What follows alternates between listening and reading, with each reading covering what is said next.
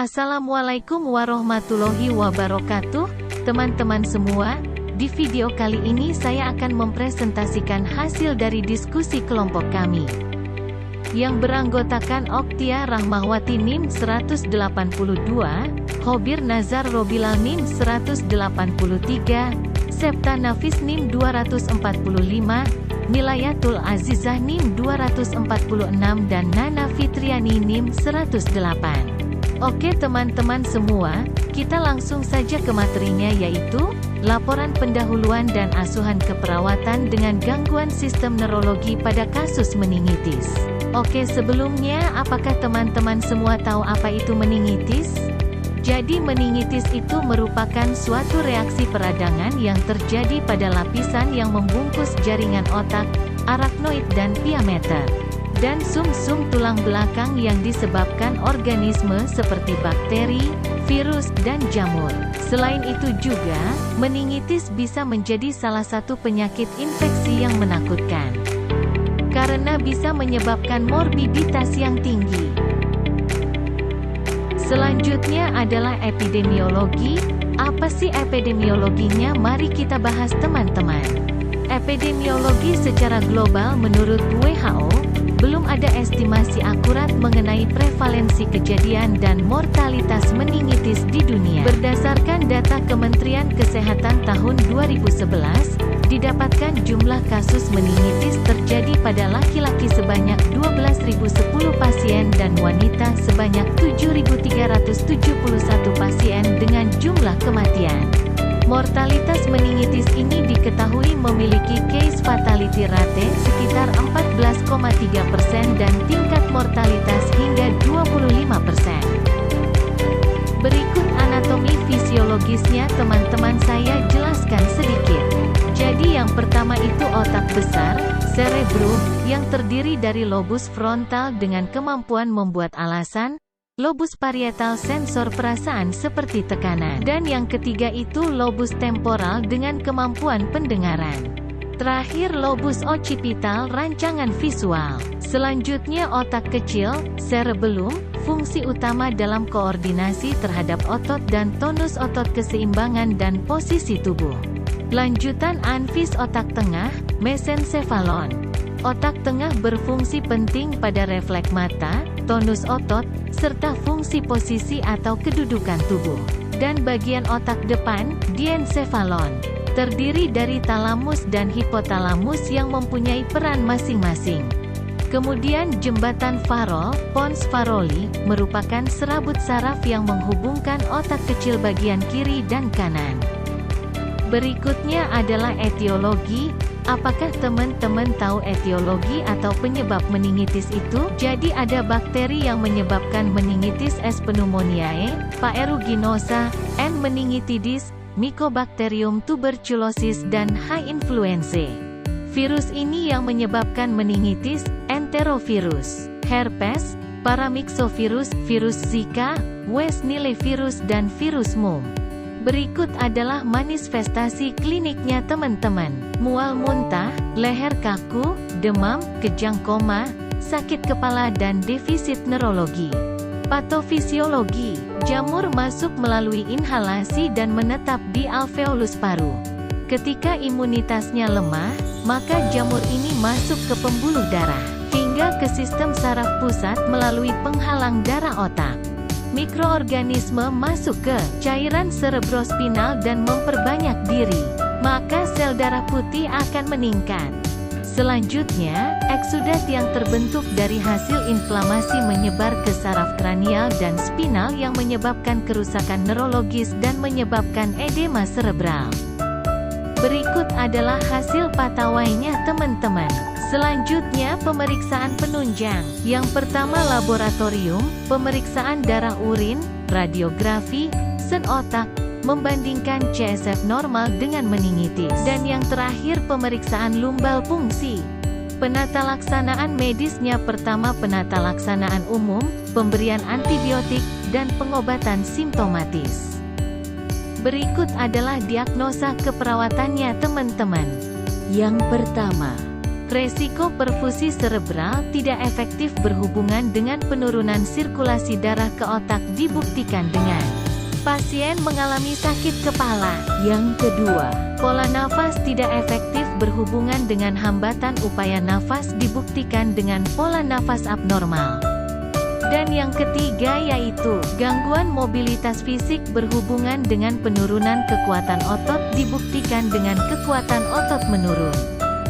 Diagnosa yang terakhir adalah, defisit perawatan diri berhubungan dengan kelemahan dibuktikan dengan tidak mampu melakukan perawatan diri secara mandiri. Rencana keperawatan.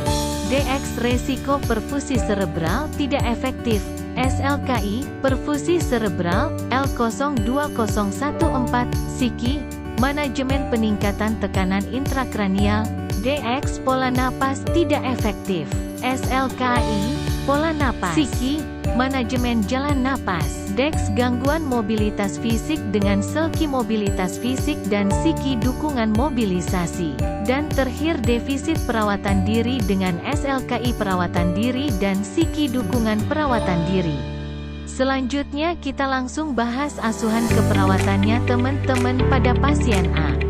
Dengan diagnosa medis meningitis di ruang rawat inap neurologi. Data umum pasien. Nama Ten A. Umur 25 tahun, agama Islam, laki-laki, alamat pada Mara Purbalingga, pendidikan terakhir SMA, karyawan swasta, sudah menikah. Kemudian tanggal masuk RS tanggal 6 Oktober tahun 2023 dengan tanggal pengkajian tanggal 7 Oktober tahun 2023 dengan diagnosa medisnya meningitis. Kemudian riwayat kesehatan klien. Keluhan utama saat ini, pasien mengalami penurunan kesadaran, sesak nafas, sakit kepala dan mual muntah.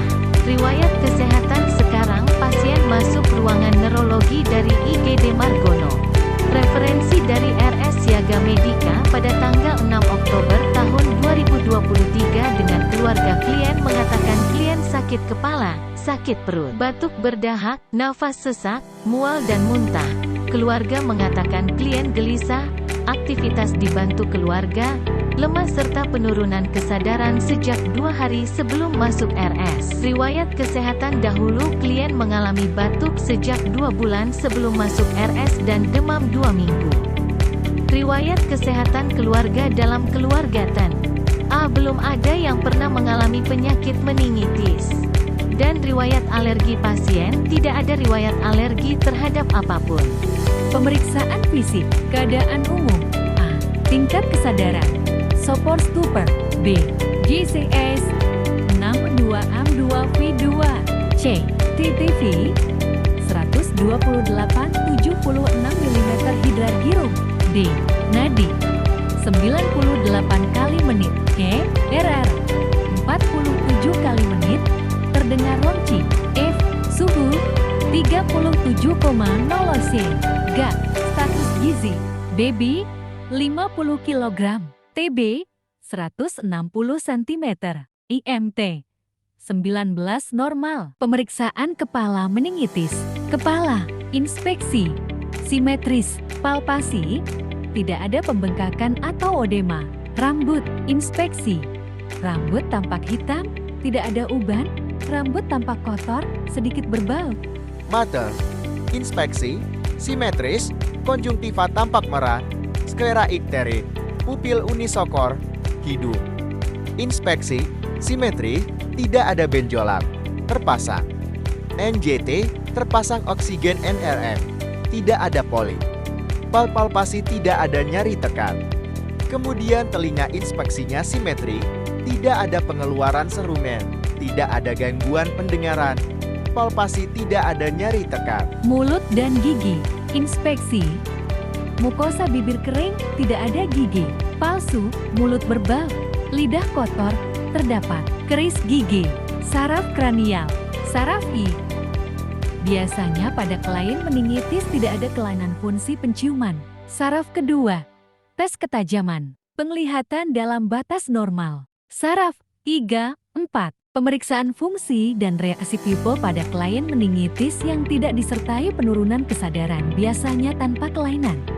Pemeriksaan penunjangnya adalah laboratorium darah hemoglobin, leukosit, trombosit, dan hematokrit. Analisa data. Resiko perfusi cerebral tidak efektif D0017. Pertama, data subjektif DS. Keluarga mengatakan pasien mengalami penurunan kesadaran dan sakit kepala. Kedua, data objektif DO JCES 6 TD 128-76 mm hidrargyrum RR 47 kali menit N 98 kali menit hemoglobin 12,6 gram degal leukosit 7.800 mm trombosit 170.000 mm hematokrit 40,4%. Pola napas tidak efektif D.0005. 1. Data subjektif DS. Keluarga mengatakan pasien mengalami penurunan kesadaran, nafas sesak, batuk, berdahak. Kedua, data objektif DO. Pasien tampak sesak nafas 47 kali menit. Pasien tampak terpasang oksigen antar-M. Suara nafas ronci. Terdapat sekret. Irama napas irregular. Pola napas pasien takipnea, dan pasien tampak tidak mau batuk. Selanjutnya adalah gangguan mobilitas fisik. 1. Data subjektif keluarga mengatakan anggota gerak pasien lemah, aktivitas pasien dibantu keluarga. Kedua, data objektif pasien lemah anggota gerak, gerakan pasien tampak terbatas dan fisik pasien lemah. Selanjutnya yaitu defisit perawatan diri. 1. Data subjektif keluarga mengatakan pasien mengalami penurunan kesadaran, aktivitas pasien dibantu keluarga. Kedua, data objektif rambut pasien berminyak, rambut pasien berketomber, mulut bau, dan lidah kotor. Selanjutnya itu rencana keperawatan teman-teman dengan risiko peduli cerebral tidak efektif. Menurut tes LKI setelah dilakukan tindakan keperawatan, selama 2 kali 24 jam diharapkan tingkat kesadaran meningkat dengan skala 5. Sakit kepala menurun dengan skala 5, kemudian gelisah dan cemas menurun dengan skala 5. Dengan rencana intervensi yang dilakukan manajemen peningkatan tekanan intrakranial, observasi dengan mengidentifikasi penyebab tekanan TI. Dan diagnosa yang kedua adalah pola napas tidak efektif dengan perawatan 2 kali 24 jam menggunakan standar luaran pola napas dan intervensi manajemen jalan napas dengan beberapa intervensi otak. Implementasi keperawatan dilakukan secara 2 hari. Implementasi hari pertama 7 Oktober pada diagnosa resiko perfusi cerebral tidak efektif dilakukan untuk meningkatkan kesadaran, menurunkan tekanan intrakranial, dan rasa sakit kepala. Implementasi hari kedua, diagnosa risiko perfusi cerebral tidak efektif dilakukan untuk meningkatkan kesadaran, menurunkan tekanan intrakranial, dan rasa sakit kepala, serta menurunkan gelisah. Selanjutnya pada diagnosa kedua pola nafas tidak efektif bertujuan untuk memenuhi pola napas patan adekuat. Catatan perkembangan pada tanggal 7 Oktober tahun 2023 dan 8 Oktober tahun 2023. Catatan perkembangan pada DX1 risiko perfusi cerebral tidak efektif D0017 dan DX2 pola napas tidak efektif D0005 didapatkan hasil bahwa asesmen belum teratasi dan planning perlu dilanjutkan dalam tahap intervensi. Berikut adalah drug studi teman-teman. 1. Ceftriaxone. 2. Omeprazole 2X 40 mg 4. 3. Dexamethasone. 4. Paracetamol 500 mg 2 jam. Berikut adalah peran perawat teman-teman semua bisa dilihat sebagai berikut. Baik teman-teman semua, itulah pemaparan presentasi dari kelompok kami. Siang-siang pergi ke kota, jangan lupa beli alpukat. Demikian presentasi kita. Semoga bisa bermanfaat.